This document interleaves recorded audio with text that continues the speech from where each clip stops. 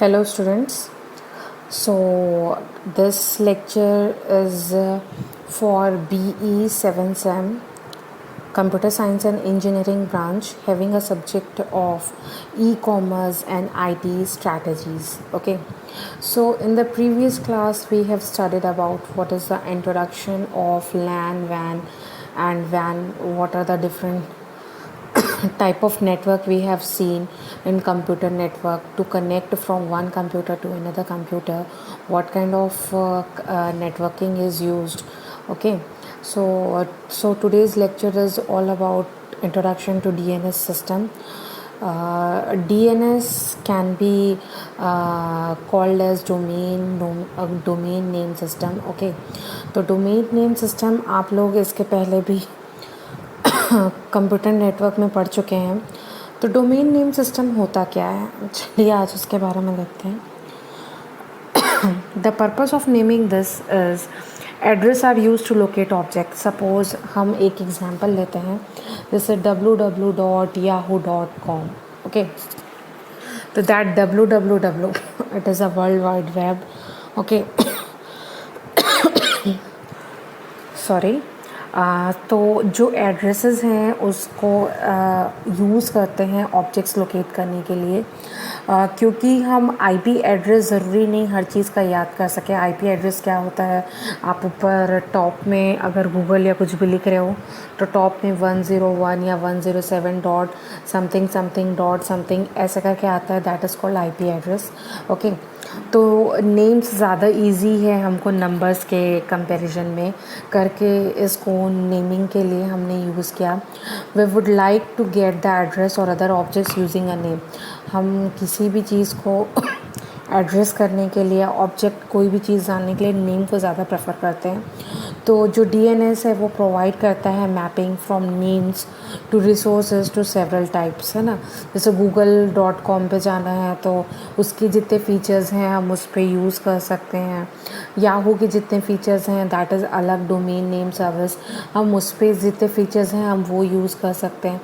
Likewise आपका जो .com की जगह आप .edu एजुकेशन फील्ड के लिए, तो अलग अलग डोमेन बनता है, उसके हिसाब से आप उसमें फीचर्स ऐड कर सकते हैं और उसके अंदर की चीज़ें आप इजीली ढूंढ सकते हैं करके नेमिंग ज़्यादा बेटर प्रेफर करते हैं. Domain name. Okay, domain name क्या होता है? Domain name is a way to identify and locate computers connected to internet, है ना. It is a way to identify locate computers को हम कनेक्ट करते हैं इंटरनेट के through. No two organisation have same domain name. कोई भी दो ऑर्गेनाइजेशन के सेम डोमेन नेम नहीं हो सकते. A domain name always consist of 2 और more components which is separated by dot, है ना. आपका जो डोमेन नेम है वो 2 और मोर कंपोनेंट्स कंसिस्ट करके रखता है और उसको हम सेपरेट करते हैं डॉट से, like www.yahoo.co.in, like www.facebook.com. okay, so these are the different domain names. okay, co.in, facebook.com ये है. Once a domain has been establish, एक बार आपने डोमेन को एस्टैब्लिश कर लिया तो आप उसके अंदर का सब डोमेन भी क्रिएट कर सकते हैं with in that domain. For example suppose कोई कंपनी है vni.com, हमने एक डोमेन क्रिएट किया vni.com. Okay, with in this domain हम एक सब डोमेन क्रिएट कर सकते हैं ऑफ उसी कंपनी का कोई रीजनल ऑफिस है ना. जैसे सपोज़ आपका TCS एक कंपनी का नाम है. ओके, उसका एक जनरल आपका डोमेन बना होगा. अब TCS के ब्रांचेस, रीजनल ऑफिस अलग अलग जगह पे है, तो आप बैंगलोर, आप मुंबई, आप पुणे, उसके हिसाब से. तो लाइकवाइज bombay.vni.co.com. तो ये हमारा एक मतलब ये एक डोमेन को सब डोमेन कैसे इस्टेब्लिश करते हैं वो एक तरीका है. और डोमेन को हम कैसे सेपरेट करते हैं यूजिंग डॉट ऑपरेटर. जो डोमेन नेम है वो 2 और मोर कंपोनेंट्स कंसिस्ट करके रखे रहता है. 2 ऑर्गेनाइजेशन के सेम डोमेन नहीं हो सकते. और जो डोमेन नेम है वो आइडेंटिफाई और लोकेट करता है computer connected to internet. Okay, then next है आपका structure of domain name. Structure of domain name क्या है? Suppose last name dot sub domain dot second level domain dot top level, है ना। तो ये आपका देखो www डॉट, ये आपका लास्ट हो गया थर्ड लेवल डोमेन जो है, जो आपको जहाँ से सर्च करना है, this is the basic. Then आपका ये सेकेंड लेवल और ये आपका टॉप लेवल .com। ओके, तो इस तरीके से आप ढूंढ सकते हैं। जैसे यहाँ एग्जांपल vijay.bombay.vni.com। ओके, तो these are the structure. Now what is IP address. IP address आपका क्या होता है, मैंने बताया था। सपोज़ हमको गूगल या कोई भी चीज़ सर्च करना है तो उसका यहाँ पे ये नंबरिंग आती है 173.194.73.94। This is the IP address of google.com। इसी तरीके से हर इसका डोमेन का अलग अलग आईपी एड्रेस होता है। ओके, टॉप लेवल डोमेन, जो टॉप लेवल डोमेन है वो क्या 3 टाइप्स में क्लासिफाइड है, या उसको हम क्लासिफाई करते हैं 3 कैटेगरीज पे। पहला है ऑर्गेनाइजेशनल और generic domains. Okay, organisational organised organisation के हिसाब से। दूसरा है आपका जियोग्राफिकल और कंट्री डोमेन्स, कंट्री के हिसाब से आप डोमेन सेट कर सकते हैं। तीसरा है आपका रिजर्व डोमेन्स।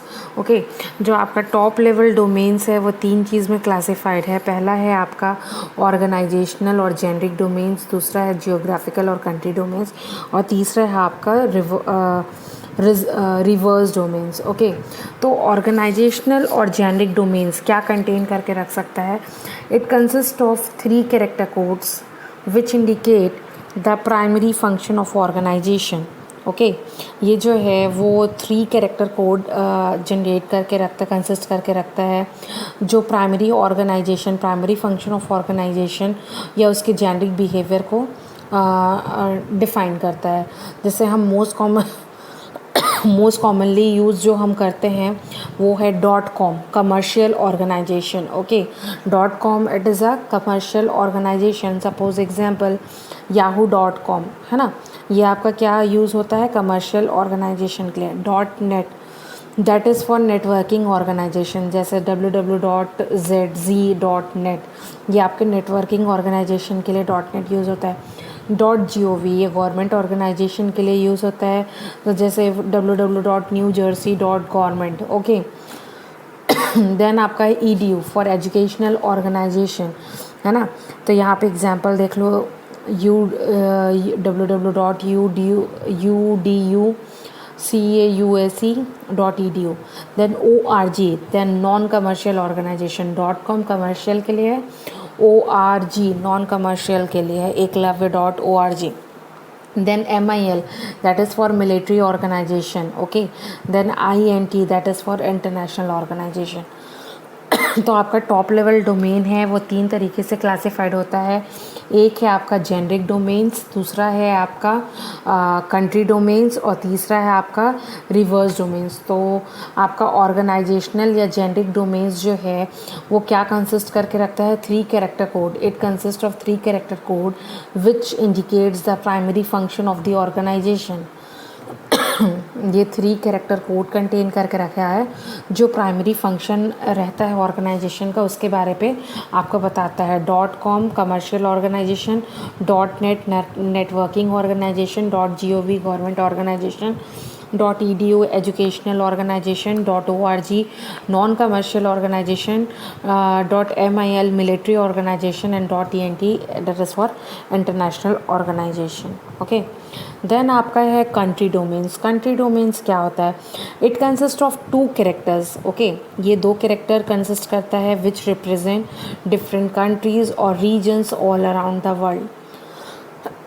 इसके पहले हमने देखा दैट इज़ जेनरिक जो है आपका ऑर्गेनाइजेशनल और जेनरिक जो है वो 3 कैरेक्टर कंसिस्ट करके रखता था, बट आपका जियोग्राफिकल और कंट्री डोमेन जो है वो 2 कैरेक्टर कंसिस्ट करके रखेगा, and that represents the countries और regions all around the world.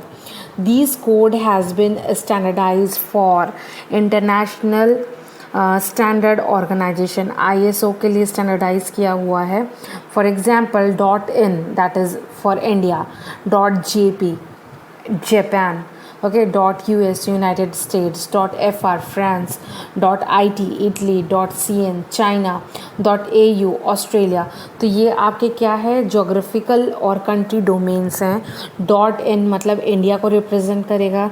इसके कोड्स जो है स्टैंडर्डाइज हैं इंटरनेशनल स्टैंडर्ड ऑर्गेनाइजेशन से। ओके, और .IN आपका इंडिया है, .JP Japan, .US United States, .FR France, .IT Italy और .CN China, .AU Australia. Okay, then है आपका reverse domain. It is a special domain name in address.apra that is used to translate the IP address to fully qualified domain name।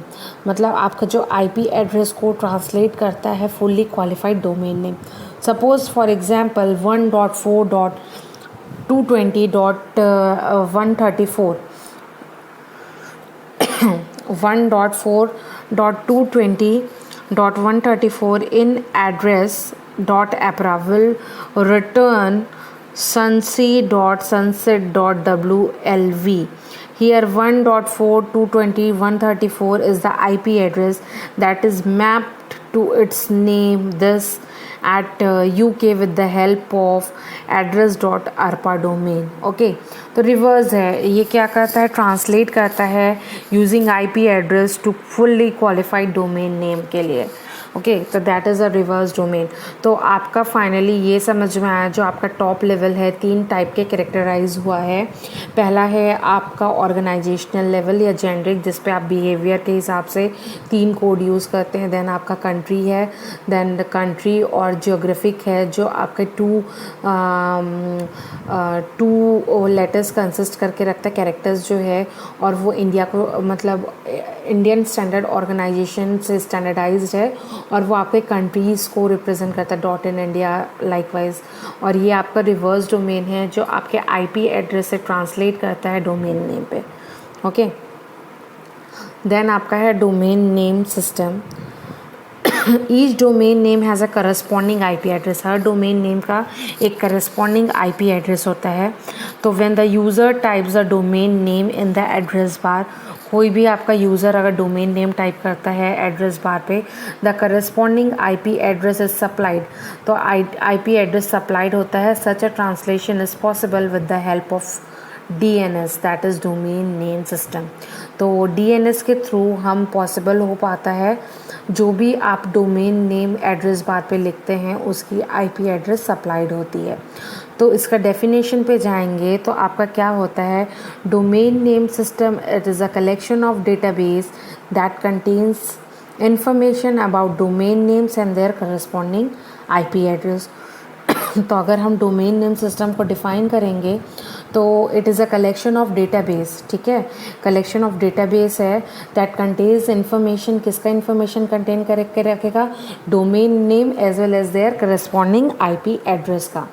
Okay, तो working of DNS, working of DNS आप देख लो यहाँ पे, ये आपका computer है, DNS server है, आपने वहाँ पे www.greymousecloud.com किया, तो उसका काम है आपको IP एड्रेस जनरेट करना वेब सर्वर से।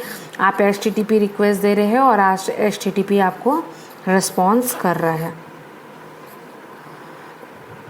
ओके, देन आपका है when an application program needs to communicate with other computer, it needs to translate the name another computer into IP address.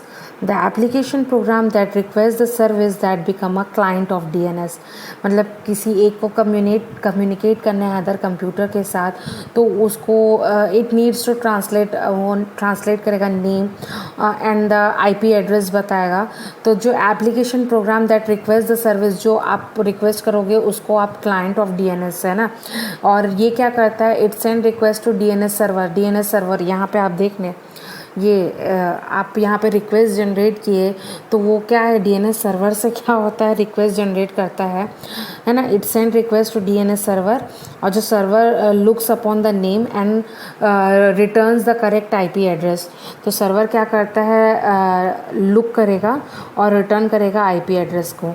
A large number of DNS servers may be involved to get the right IP address. After receiving the correct IP address, the communication भी to computers के बीच में start हो जाता है। Then आपका है DNS example, है ना। when you type name www.yahoo.com in your browser, it asks local DNS server at ISPN for its IP address. Okay, when the local DNS server does not find IP address of the given name, it forward request to root of DNS servers and again inquiry about IP address of it. The root DNS server replies, I don't know the IP address of this yahoo.com, but now the IP address of the com DNS server. The local DNS then asks for DNS servers for IP address. ये आप यहाँ पे देख सकते हो, ये आपका है root DNS server. Okay, then सबसे पहले क्या होता है कि लोकल एड्रेस जो है डीएनएस सर्वर को करता है, फिर वो रूट पे जाता है, रूट से वापस आता है, फिर .com सर्वर के पास जाता है, फिर वहाँ से रिटर्न होके आपको आईपी एड्रेस मिलता है। तो इस तरीके से आप देख सकते हो डीएनएस का एग्जांपल कैसे वर्क करता है। ओके, और the .dns server replies with the same answer that it does not know the IP address of Yahoo, but now the IP address of yahoo.com DNS server, which is in turn to the local DNS server. The local DNS server then asks yahoo.com server for an IP address. Okay, it then replies with IP address corresponding with www.yahoo.com, which has the local DNS server then send this IP address back to the client computer and send the request. Okay, तो अब क्या हो रहा है, यहाँ से आप क्या कर रहे हो, आईपी एड्रेस जानने के लिए www.yahoo.com क्लाइंट रिक्वेस्ट कर रहा है तो लोकल डीएनएस सर्वर के पास जाता है। अब यहाँ से नहीं होता तो क्या होता है, रूट डीएनएस के पास जाता है, वहाँ भी नहीं पता चलता। तो ऐसे बहुत सारे डीएनएस सर्वर वहाँ पे मौजूद रहते हैं, अगर एक काम नहीं करता तो दूसरे से हमको आईपी एड्रेस मिल जाता है। Then and features of DNS global distribution, data is maintained locally, है ना, बट रिट्रीवल जो है आपका ग्लोबली रहेगा। No single computer has all DNS data, कोई एक सिंगल कंप्यूटर के पास ऑल डीएनएस डेटा नहीं रहता। DNS lookup can be perform by any device, DNS lookup करना है तो वो कोई भी डिवाइस से परफॉर्म हो सकता है। Remote DNS data is locally cacheable to improve performance. Okay, then scalability है, स्केबिलिटी मतलब no limit to the size of the database, क्या कोई साइज़ का लिमिट नहीं होता। One server has over 20 lakhs names, एक सर्वर के 20 lakhs नेम्स हो सकते हैं। No limit to the number of queries, 24,000 queries per second handle easily, और queries distributed among the master slaves and caches. Okay, then dynamicity, database can be update dynamically, मतलब add delete modify of any record कभी भी हो सकता है। Modification of the master database triggers replication, only master can dynamically update create single point of failure. Okay, और reliability है, data is replicated, मतलब data from master is copied to multiple slave, clients can query, है ना, clients can query कर सकते हैं master server से, और clients with typically query local caches. DNS protocol can be either UDP और TCP type के होते हैं। इफ़ यूडीपी है तो DNS protocol handle transmission, sequencing etcetera. Loose coherency, the database always internally consist of each version, ठीक है। The serial number जो उसका है वो इंक्रीमेंट होता है, डेटाबेस चेंज होता है तो, और changes in the master copy of the database are replicated according to time by the zone administrator. कोई भी चेंजेस हम मास्टर कॉपी के डेटाबेस में अगर कोई चीज़ कर रहे हैं तो वो क्या है, रेप्लिकेट हो जाता है टाइम के हिसाब से। और जो कैशेड हैं वो डेटा एक्सपायर्स होते हैं according to time side by zone administrator. Thank you.